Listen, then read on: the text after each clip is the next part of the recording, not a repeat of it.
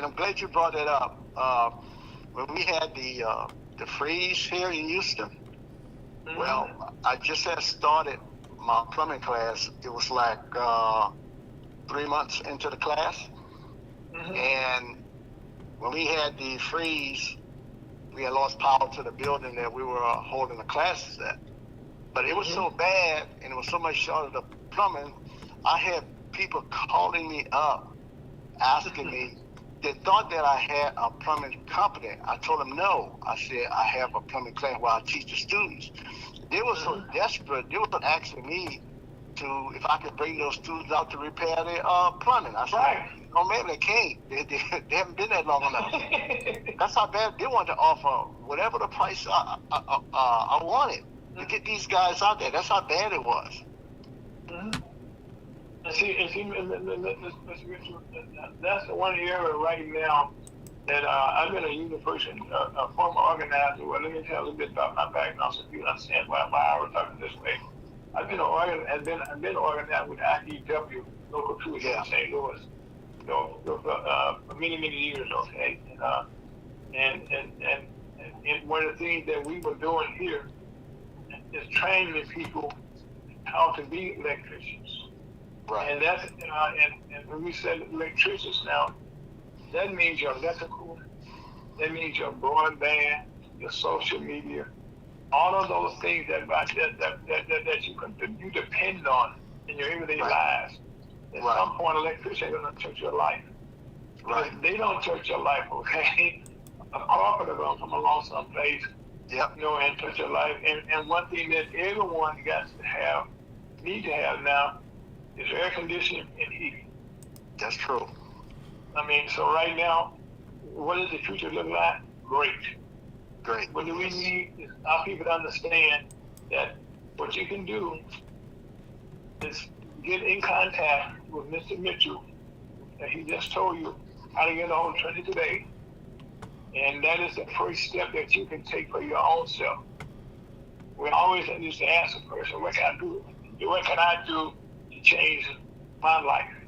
It's kind of simple right now, okay?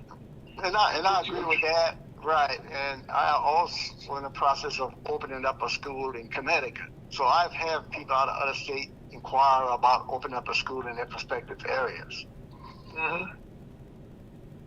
And Mr. Mitchell, the good part about what we're saying here, that it is time that we as a people of color look at what is going on.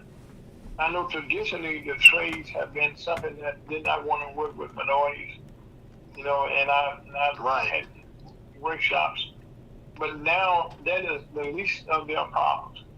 They need bodies now. Now is the time for you to come in and provide a living as a tradesman, journeyman, in all these different areas. One of the things about, I will say this to you, and please, once you get your training, no one can take that away from you. That's correct. A matter of fact, most people right now that like Mr. just said, if you're a trained electrician, you can do all the side jobs you want. Yep. It's almost like if you're a trained mechanic. You have work, you have work. If you're an electrician, if you're a person that hears air conditioning, or if you're a carpenter. So please listen to what we're saying, if you can. Call Trinity Bay, and then you say, where do I start? Trinity Bay Institute. And we're not ashamed to say the time is now. Yes, it is. So, Mr. Mitchell, so now since we know that people have a place to go, and this is something that the National Chamber of Commerce is endorsing. We're going to be doing some things here in Missouri, which we already doing. We're going to surprise you here in Missouri. One of the things that the Missouri Chamber of Commerce is working on is a broadband institute for training in broadband in our state. that's something that we're working on. So we're gonna work in conjunction. See, we all need to work together in doing this. And ideally, what we're doing will spread to our other chambers. In every state that you go to, there's money being put out there for us for these positions. Right. But the question is, how do I get the money? That is correct. And now, to get the money, you create your own company, and I will show you, these majority comments will show you how to do that, how to grow and create wealth for you and your family. That is what we're talking about today. And we're saying that this show is kind of one of those programs that we don't talk about a lot, about how can you say, well, first of all, I don't have the money. At this point, we're not saying you need a lot of money. The money is there for you. Yes. I mean, most of the training is already being paid for. I mean, and that's why Mr. Mitchell now needs donations to his school. And we're asking you now that you can see results. People say, well, I can't see my money is going. Well, right now, it goes into your community right now. There's not a community out here now that do not need some electricians, that does not need some carpenters, that do not need some air conditioning workers. Even mechanics. All these things are things that everybody needs to be involved with. And now we say people of color. Right now, in this country right now, people are aware, we say blacks now. We only have 16% of the whole population. But one of the fastest growing populations, now by the way, I meant to talk about this earlier, is the fact that the Asian Americans right now, they're the fastest growing in the whole country, and also the Hispanics. They're all growing. And right now, we all got to work together because they all fall up under the umbrella of minority now. Yep. There was a time when you said minority, you talk about blacks. Well, we've been pushing the back of the bus again. But now this is how you get out the back of the bus. And it's okay being in the back of the bus, okay? And I don't like it. But there are benefits to you that goes with being in the back of the bus, and go get those. And that is right now, get training. Get the training. It's free for you. And how do you do that? Go to your cities, where you work, in your states, they go to your unions and stuff, and ask them for jobs. And sure, in most cases, they're looking for people to put in their apprentice programs. Because they need bodies now to build this country out. When we say infrastructure, that means highway workers. If you look at your neighborhood, they do a street paving. They build on highways. Like here in the state of Missouri, we have one of the oldest highways in the country. Interstate 7 that goes coast to coast. And for the first time in our history, the state of Missouri, which goes between Kansas City, Missouri, and St. Louis, Missouri, we have some of the oldest highways in the country. So you have two lane highways. Well, now they're about to construct the highway for the first time since the 50s in Missouri. So right now, these are monies no matter where you go, highway jobs. Infrastructure, we say infrastructure. Mr. Mitchell, am I going in the wrong direction here? No, you're correct. And so right now, we saying Trinity Bay. We're going to say it over and over again, Trinity Bay, okay? And we asking you, call this number again, Mr. Mitchell, give it to us again, please. The website or the address? Well, let's give them the website. Anybody right now get the website? Let's give them the website. The website is trinitybayinstitute.org. www.trinitybayinstitute.org. That's the website. The address is 1002 Gemini Street, Suite 200N, Houston, Texas, 77058. these are the places that you can go and get help. And this is the thing now. We're asking for donations, okay? They're just for student performances. And we also ask, for our elected politicians to get involved. They can bring money to these organizations that need help.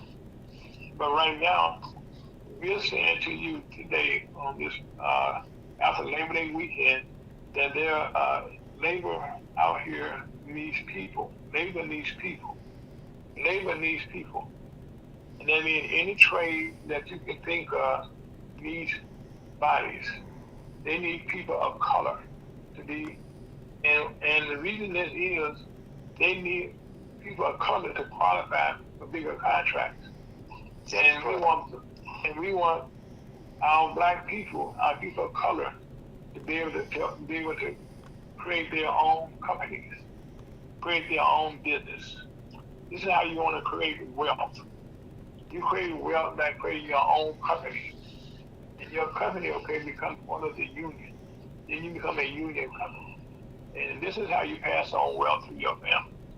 So let me explain it to you again. Once you get to trade, you become a trade person. Electrician, journeyman. Okay, you have other like carpentry. You have heating, air conditioning. All of these has a path to ownership. And they also have a path where you can hire people in your community to work for your company. And you also be doing recruiting for people who need jobs, who need money to feed their families.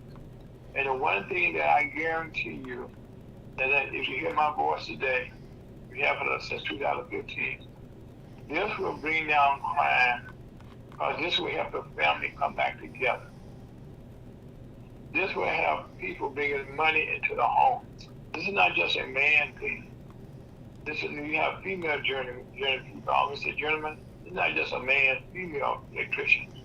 As a matter of fact, in the broadband industry, we found out that females are better as splicers when they come to splicing, which means connecting the wires, but they have smaller hands. So it's not always just a man's world, as Mr. James Brown would say. Okay, but women have a role to play in all these trades now. And matter of fact, you go down the highway, I know down in Texas and around this country, you see all these big rigs now. You see little bitty women driving those trucks. Yep. In my previous two classes, I've had several females that passed the CAP class and became electricians. Last year I met with one of the plant managers at one of the plants down here at Dow, and he was saying that the big push is just to get the females into the trades. That's the big push now. Yes. And it is okay. The good part about that is you have good hours that you would have one job, not to work 2 or 3 jobs. Right. And if you work a long day in overtime, if you make it $50 an hour, and on your regular hours, if it's overtime, that's at $5 an hour. Yeah. And then on a holiday, you get double time. Yeah, that's correct. So right now, I'm enjoying talking about the benefits of being into the trades and the unions right now. And we offer you a path now to get that done. We're offering you a path to get. As a matter of fact, Scott, we're gonna put that up on our website for the station here. What's that? Some information. Okay. Yeah, we're gonna put something up in the near future about that as we start looking forward now. We got some plans in the making now that we're making some adjustments here with our stuff we're doing in Missouri here to make sure we kind of coincide a bit more with Mr. Mitchell is doing. We can all work together moving forward. Because the one thing here, we all need to find jobs for our people. Get them off the street. If you give a person a trade, we do a fishing derby here every year in St. Louis. We had a nice turnout this past year. We teach you how to fish. We feed your family for a lifetime. Well, if you get a trade, you can feed your family for a lifetime. And those are big fish that you're getting, not small fish. Right now, like Mr. Mitchell just told you during this training, when the storms hit, people want his trainees before they could get out of school. In my fact, that is true because years ago I had a training program where I trained in radio years ago, and I had trained. We had 10 people that we were trained, and all 10 people that we trained were had jobs before they got out of school. We talking about one with network radio stations because they needed black people in the industry, and things are more dire now than they were then. This was back in the late 70s. Yeah. And that's how long this demand been here, but there has been no way for black folks to have access to it. And it's been there, but we have not created a relationship. And what we're doing through with Mexican Commerce, we have relationships here, in Missouri with the unions. And we want to share that with other members around the country with our chambers. Because the same thing happens in each one of our states in the whole country. All right, Mr. Mitchell? That's correct. That is correct.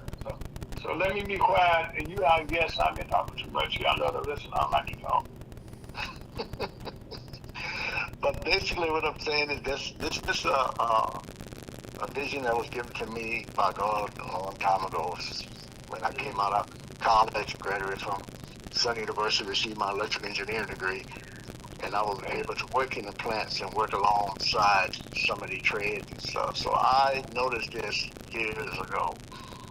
It just took me some time to attempt to get the school going. It took me 3 times, but I didn't give up until I finally got it working and got it accredited.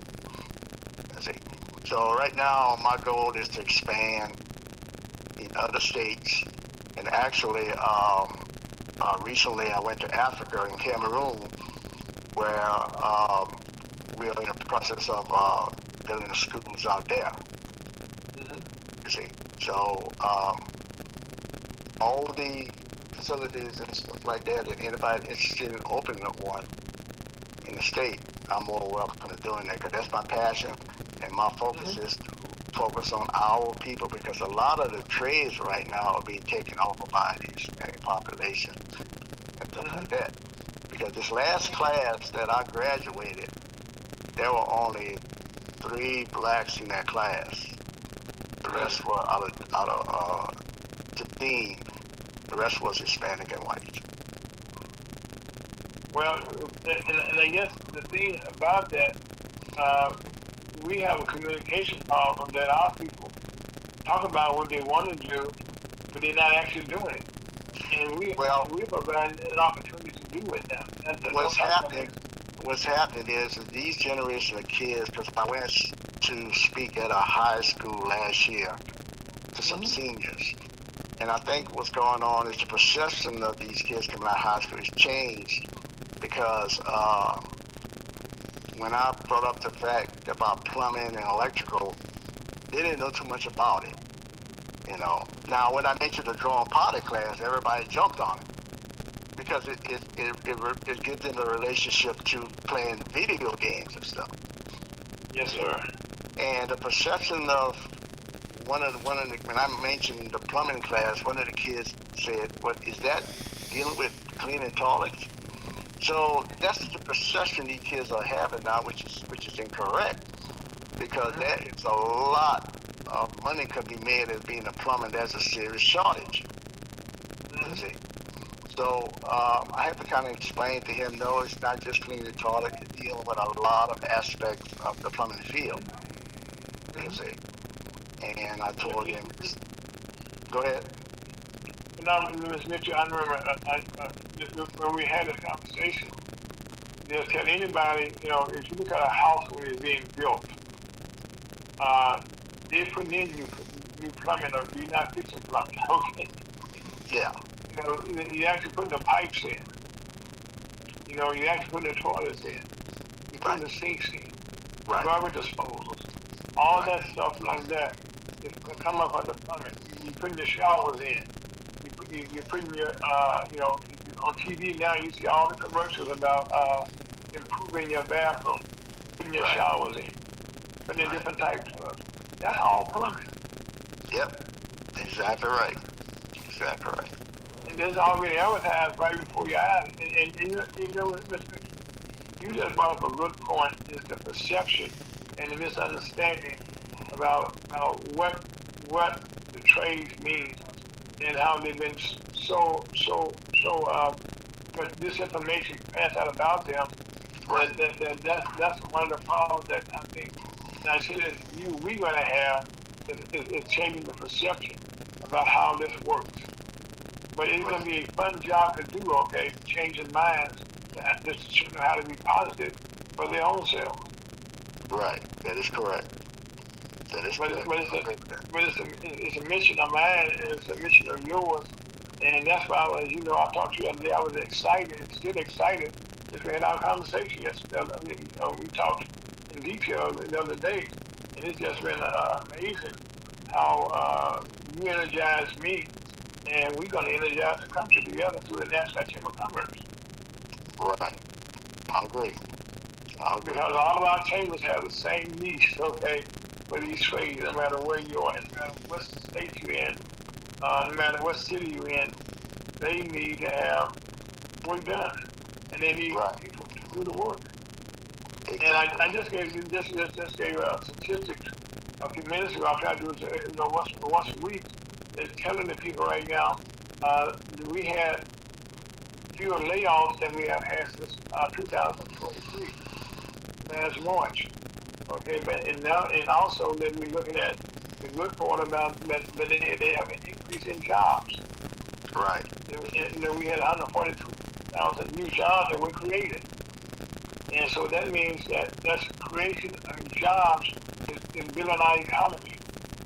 And we want to be a part of that economy being rebuilt. And the best way to do that is through the trades. That's correct. And the best way to do that is to create your own company. Yeah. And the fastest way to create your own company that can make money right away, if you start working in the trades, and becoming like a mechanic right now, you can get a job in General Motors, Ford Motors, the other gentlemen, the Jeep and people like that. Well, if you can get in one of those trades from them, you can start your own company, and then at that point, they will continue giving you more work to grow your company. That is correct. That is correct. And that's what we want to advocate for our members around the country. Is we're looking for you beautiful to grow our chambers nationwide. Right. And another issue that I been running into with trying to get students into classes is transportation.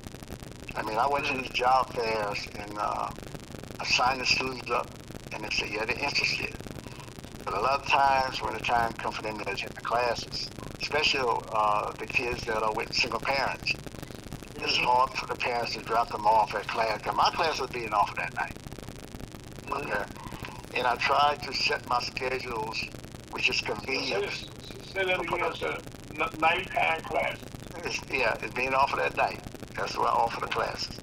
And I had to adjust my schedule to accommodate the single parents. So I was running the classes like twice a week, but I changed it to one night a week for 3 hour, 2 hour lecture, 1 hour lecture. That way, the single parent wouldn't have too much issue dropping their son or daughter off once a week. See, so that's the issue what we're dealing here in Houston. So we're trying to come up with an alternate plan to find some type of transportation to get these kids to my school. Those that don't have a vehicle in order to get to the school. Mr. Mitchell, I have an idea which I'll talk to you about off the air, okay? That may be able to kind of remedy that situation that you just came up with, get the transportation addressed for the schools. There's a way to address that. And I think like Rev allows talked about today, that God gave him a vision this past week, okay, about where you can liberologists, I can't pronounce the word too clearly, but he's breaking down in the next couple of weeks what the word means from the Bible. Well, in doing that, okay, you gotta understand how we got to make adjustments to figure out how to make your program successful. Right. So we got to go away from traditional ways, okay, of doing things. Look at things in a whole new light for us to be able to make something possible. Right. And that's why we have to become more creative, okay, as we grow ourselves, grow what we're doing. And I think that's the thing that I hear you saying here, that we will be able to do as we do things. And I think we have several models that's there that we can bring to the table that will be able to open some doors and some opportunities at the same time. And I think that's the thing that Trinity Bay is an opportunity for people who need help. Right. And you don't have somebody come on our station too many times that said, I want to come out and help you change your life and show you how to change your life and work with you to get it done. And that's what Trinity Bay is telling us right now. And right now, we know we're talking primarily, Mr. Mitchell is in the state of Texas, the state of Louisiana right now, and he's going some other places. But at the same time, this is how you make change in small steps. But at the same time, I have this conversation with other people and say, hey, I want to be a part of something like that. And we as blacks as a whole don't communicate like we should about things such as we're talking about right now. And so that's why, man, we asking now to get involved with Trinity Bay. Mm-hmm. That's correct. And another thing too is that people are not used to a black man owning a vocational tech school. So that is something that was bringing new into the fold. You see, so that's something that they have to accept, and I have to accept, and have to realize that this is not no joke. This is something that's actually happening. You see. Mm-hmm. Well, Mr. Mitchell, one of the things, unfortunately, in the trades, it was determined years ago that there were certain businesses that blacks were not supposed to be involved in. And each one of the trades, okay, were like from different nationalities that came in. Right. In the history. And in it, okay, we just get into the picture. Mm-hmm. When it came to black folks, they want us to be slave labor, which is free labor. Right. And that's not really beneficial to our community, because we've been cast, identified in the wrong light, and not being a part of the growth of the country that we want. Because I think getting away from that slave mentality is something that's so hard to do. Mm-hmm. That is correct. At some point, we got to start doing that.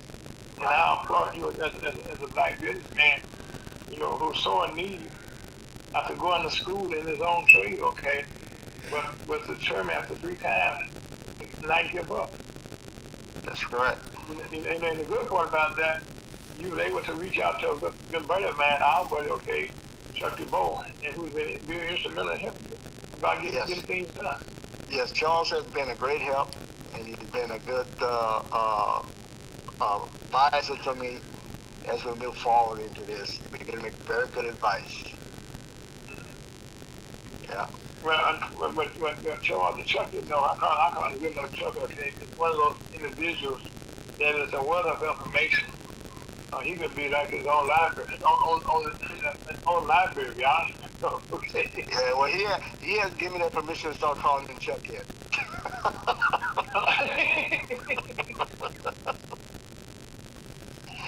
Well, okay.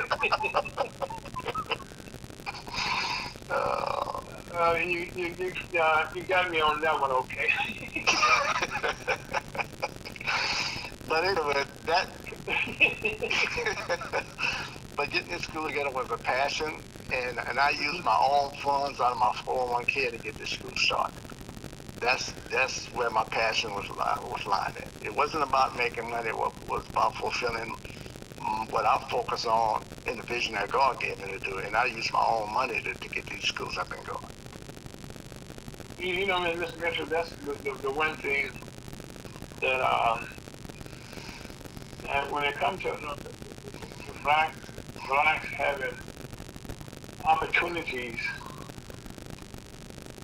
I personally have funded, everyone that in the chamber knows, that I have, put up, for the last almost 10 years, since our chamber got started, to make sure that we exist, because I had a passion to help people. And I think that's the thing that we need to figure out, a way, and is there where we can combine our efforts, and have more visionaries come together and bring those like-minded people together, and how we can work together. Right. And doing things. And, I always talk about connectability is the one thing that we need to learn how to do more of. Right. For us to be successful. Yes. Connectability is key. And I know that by connecting our ideas, connecting all the little small things and the big things alike. It's like, well, I ask you this, but it's electronic. On our computers, it's all circuits. They all connect to something. That is correct. And what drives social media is connectability again. Mm-hmm. And it's how do we make a change? That is correct. And to do that, it's just a matter of time as we come together, and to make this reality. And I guess having become part of our program, I'd like to, in back, not to understand by now more than one time, because this is something we got to say this more than one time to people. And, right. And how people can get information. And that's why we're going to start utilizing our personating.com more going into the future. So we can reach out to more people and have information available to them. Because the one thing that I said that is power is called information is power. That is correct. And I said correct information, not just information, correct information. Misinformation has been the one thing that our black community as a whole. Misinformation and lack of information. That is correct. And there's been a dangerous combination for us to have. And I think today, your program, Trinity Bay Institute, is allowed me to speak a little more than I know I can speak about the area. But and you've been listening. So now, what again in most of your classes that you've done, what has been your most fulfilling moment so far? In reference to the classes? Yes. Mm-hmm. Well, most of the classes that is being offered is the ones that I previously said before, which is the NCCR Level 1 electrical class, the process operator class. When you say process operator, what is a process operator? Process operator is the person that works in the refineries and the chemical plants. These are the technicians that handles the actually operating of the plants. The reason why I'm so familiar with it because I'm still currently working in a chemical plant right now as a senior level engineer. So those guys makes a lot of money. The average swing in the neighborhood of 110 to 130 a year. You see, so any type of manufacturing environment, any type of chemical plants or refineries, this was the technician. That's the class that I trained for, teach. But I know you're in Missouri. Okay, we have a lot of plants around here. Yeah. You know, Yeah. a lot of like Southern Illinois here, we had all the, matter of fact, most of the major cities have to have those plants there and provide the services, for them to operate. Yeah. Yeah. But those plants are not going anywhere. I mean, there's a big push for renewable energy and stuff like that, but these plants are not going nowhere. They will be here. And you need to train people to run it. And I guess, the amount of money that you say, because you're not talking about $20 an hour, you're saying $30,000 a year. Yeah, that's average salary for these operators. Now, the electricians that work in those plants, also you have crafts, you have electricians, you have welders, you have boiler makers.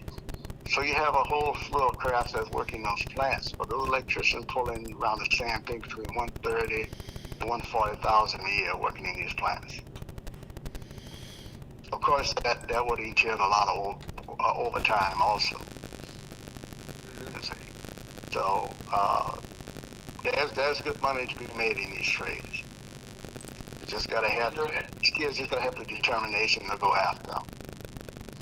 Yeah, and the idea is that you got to lead along, just trying to get a McDonald's job, nothing gets McDonald's job that get started.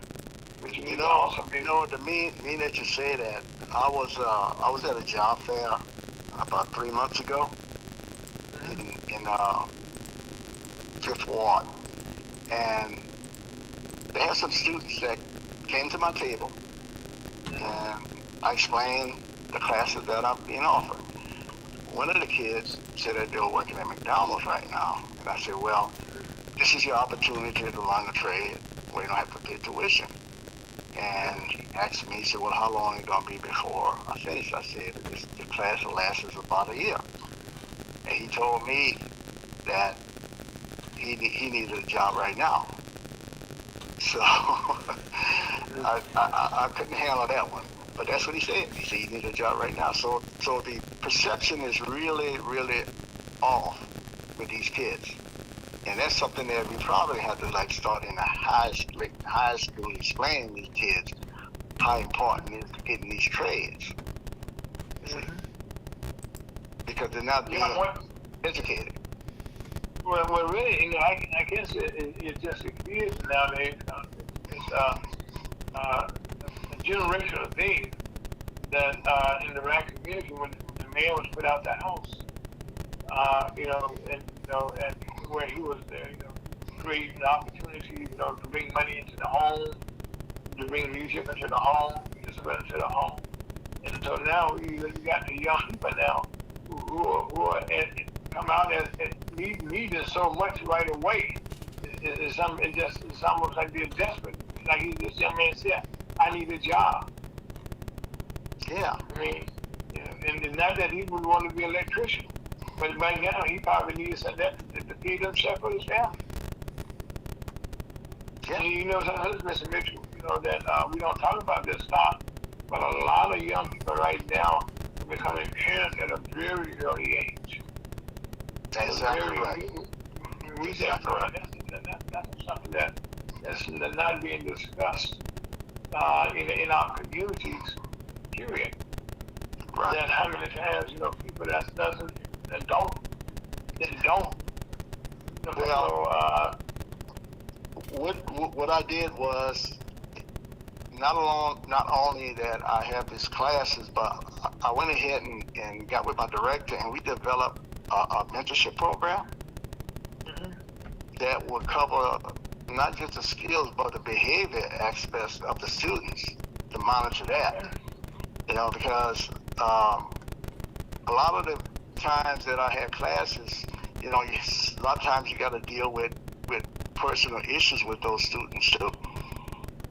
Sometimes issues come up where they can't make the class, or they got personal problems that cause them not to class. So that's issues you have to address with them to help them. So I developed this mentorship program to add with these classes to help these kids make it through it, because nobody lives a perfect life.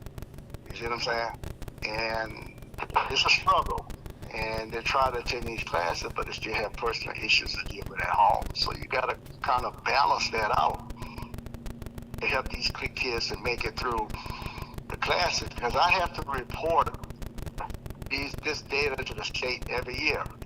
I have to report how many kids that was in my class that I signed up, how many kids that dropped out, how many kids that graduated, and what was the percentage of the job placement. And we have to maintain our 85% job placement.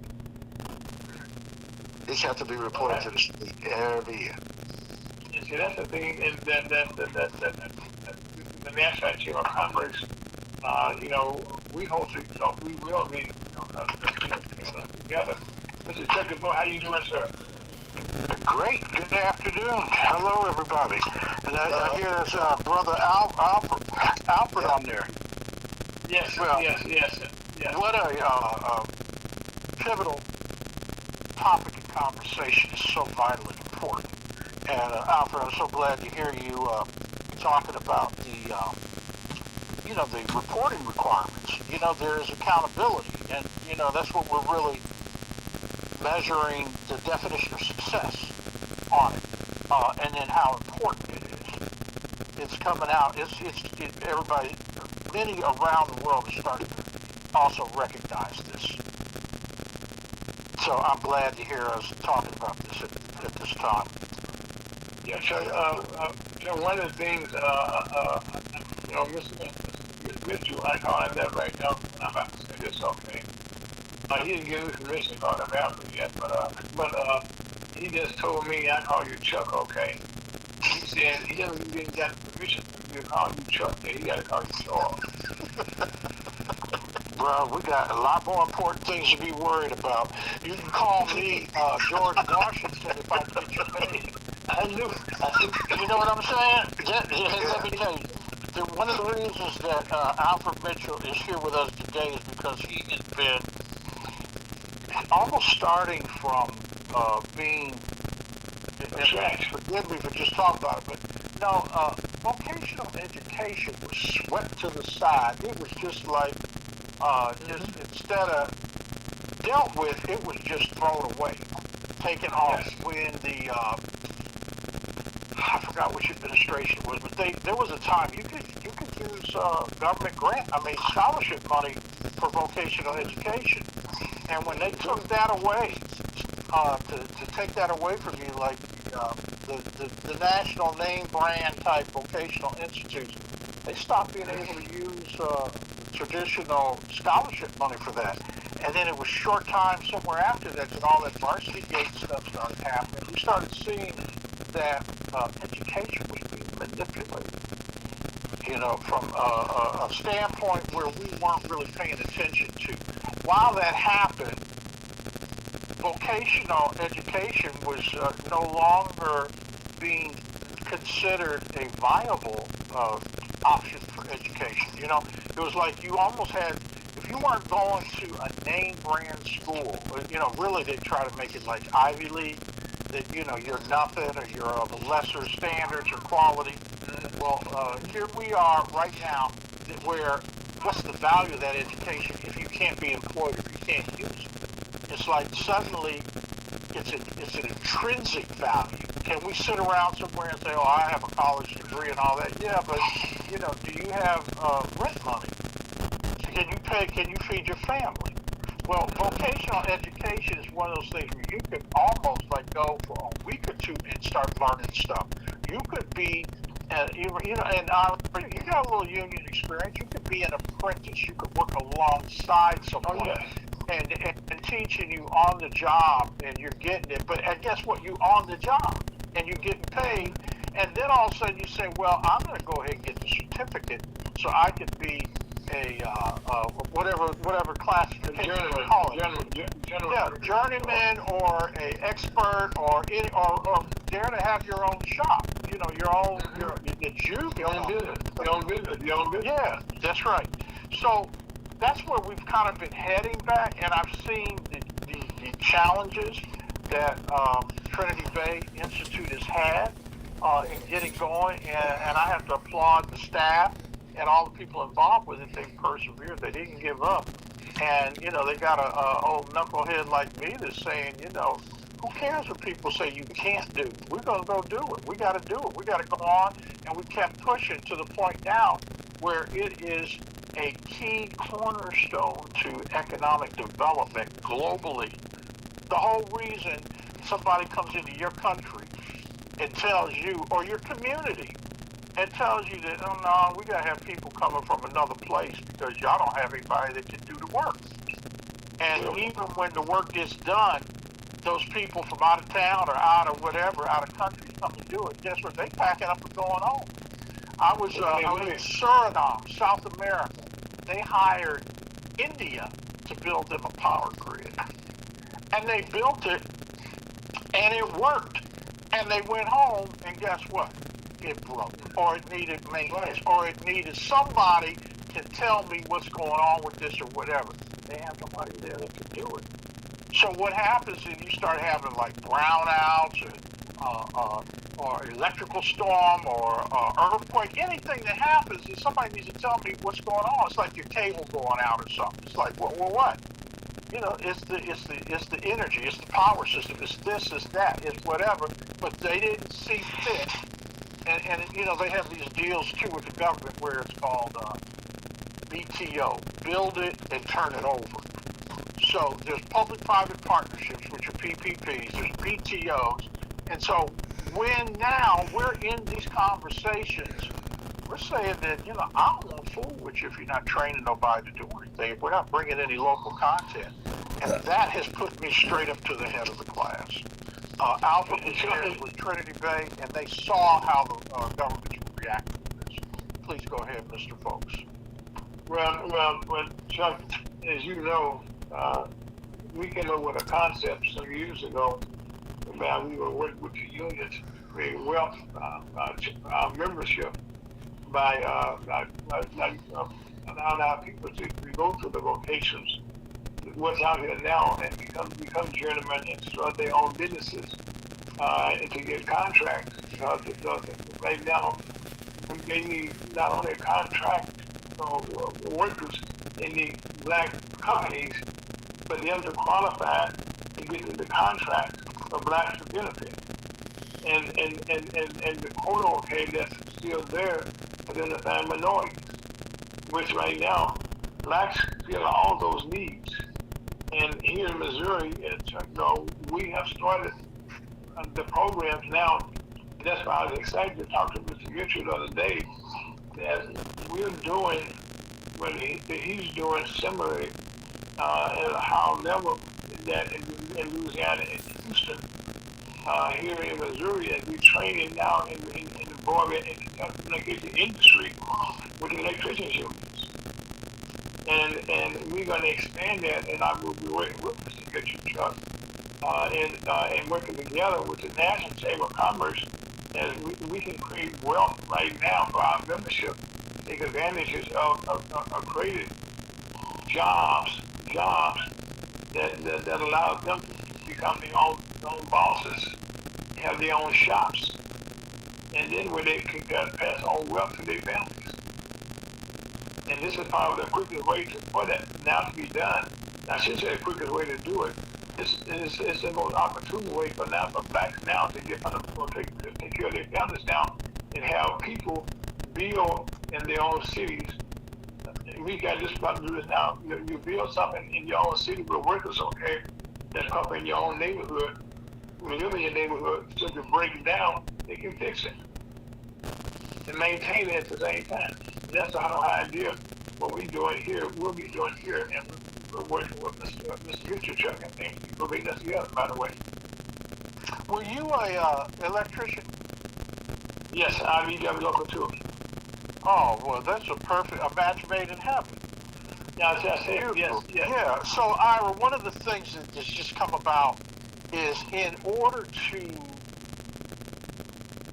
address the demand for education and knowledge, and really the vocational skills, we're having to create the project itself. Thank you, sir. So and it's really not that hard to do when you've got whole communities without power or without enough. And we're talking particularly in emerging economies or developing countries such as in Africa, where you get away from the city and it's harder.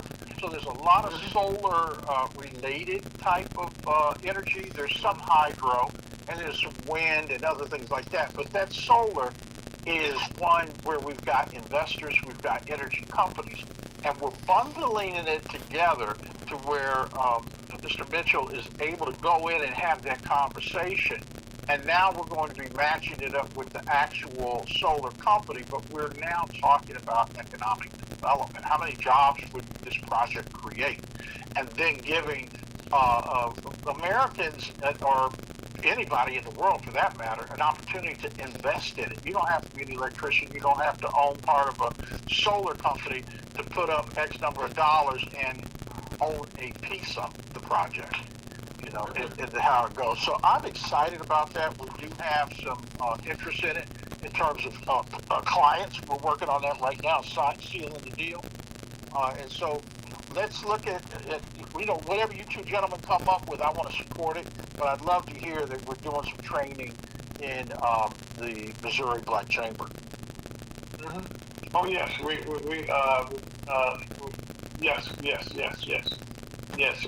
are doing that.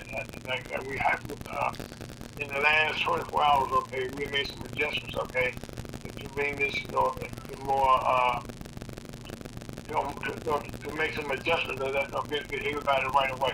That's well, I'm excited to announce that we're going to be doing some road shows. We're going to be taking the show on the road, and you know, at the conference, the National Alliance for Black Business signed an MOU agreement with USAID. And we've been asked to support the mission vision of Prosper Africa, which is to promote trade between Africa and the United States. And in that is certainly the importing and exporting two ways for goods and services going to Africa and from Africa with African Americans in prominent positions. One of those things is certainly technology.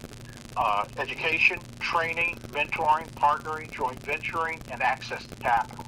And that's where I believe we're going to bring that in. So let's say that in St. Louis, or Kansas City, we're able to have not only a job fair, but an opportunity fair for entrepreneurs.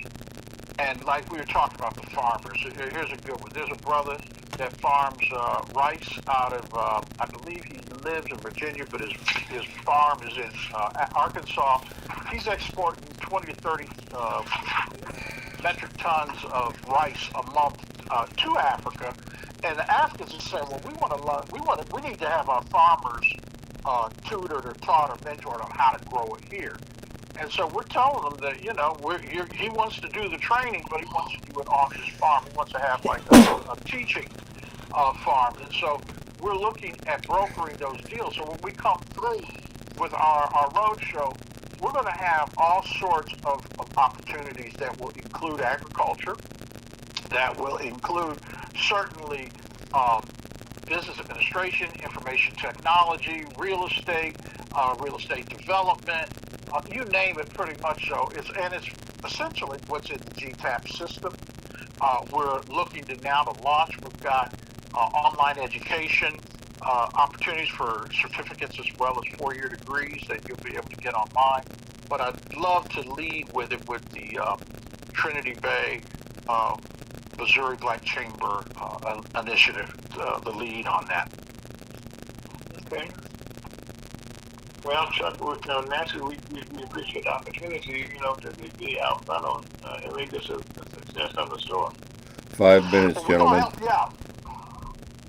We're going to help you out. Okay. Mr. Mitchell, you still there? Yes, I'm listening. Oh, okay, well. Yeah, okay. Well, he got a lot going on. I don't know how much you tell him, Mr. Mitchell, but I know. Well, he hadn't told all. Well, that's why he and I be talking next week, okay? get us on the same page. Because some things that I need and he needs, and we'll be both need together. That's the whole thing, and that's what happens with the National Chamber of Commerce. Okay.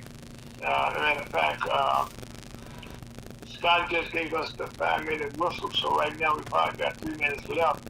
So, Mr. Mitchell, at this point in the program, this is called Chuck the Bone in 3 minutes. So go ahead, Chuck. Talk to us right quick what you got for us. All right. Well, I look forward to picking back up on our civic sciences, our civic knowledge conversation we started last week, particularly going into an election. And the thing that I personally am perceiving is I like hearing the dialogue of people saying, don't vote emotionally. Get some information or get some background on it. And that's kind of like what we're really doing. This coming week, the Congressional Black Caucus Week starts in Washington. There'll be a lot of interaction with our political leadership and caucuses and meetings and webinars and workshops that the public is invited to. And then we've got the United Nations General Assembly Week coming up on the 23rd. We're invited to several events there. We're very engaged in, I almost want to call it the one people conversation, but it's so global. So like last night, we're at the Cuban Embassy for a cultural evening, but they contacted National Black Chamber and our partners as an outgrowth from the convention in Atlanta. They said, well, we want to invite the Africans too. And there is a warm and welcoming spirit of collaboration amongst people, ourselves, our diaspora. You don't have to be, this whole thing about the melanin and all that and how dark are you or black or whatever. All we know is there's a whole lot of people that got the same kind of challenges and the same interests and the same needs.